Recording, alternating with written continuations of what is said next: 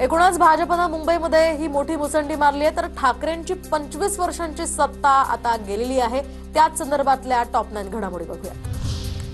मुंबईचा महापौर मराठी आणि हिंदूच होणार, देवेंद्र फडणवीसांची प्रतिक्रिया. तर ब्रँड एकच, हिंदू हृदय सम्राट बाळासाहेब ठाकरे. मराठी माणसाच्या मुद्द्यावरून फडणवीसांनी ठाकरे बंधूंना डिवचलं.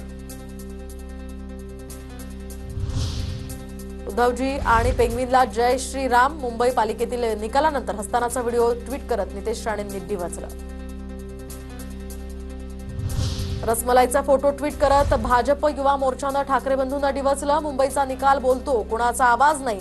अण्णामलाईंना रसमलाई म्हणत टीका करणाऱ्या ठाकरेंना भाजपचं उत्तर. एनडीएच्या जनहितकारी सुशासनाच्या अजेंड्याला जनतेनं आशीर्वाद दिले. आमच्या विकासाची दृष्टी भावली, प्रगतीला अधिक गती देणारा हा कौल. पालिका निवडणुकांमधील भाजपच्या विजयानंतर पंतप्रधान मोदींचं ट्विट. निवडणूक आयोग त्रास देत असल्यानं नागरिकांचा लोकशाहीवरील विश्वास उडाला. मतदानानंतर शाई पुसली जात असल्याचा फोटो ट्विट करत राहुल गांधींची ही टीका.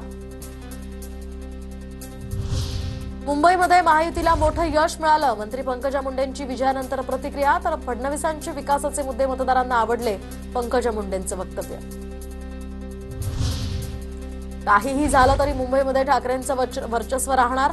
ठाकरेंच्या शिवसेनेचे नेते चंद्रकांत खैरे यांची प्रतिक्रिया. तर भाजपचा हा विजय पैशांचा असल्याचीही खैरेंची टीका.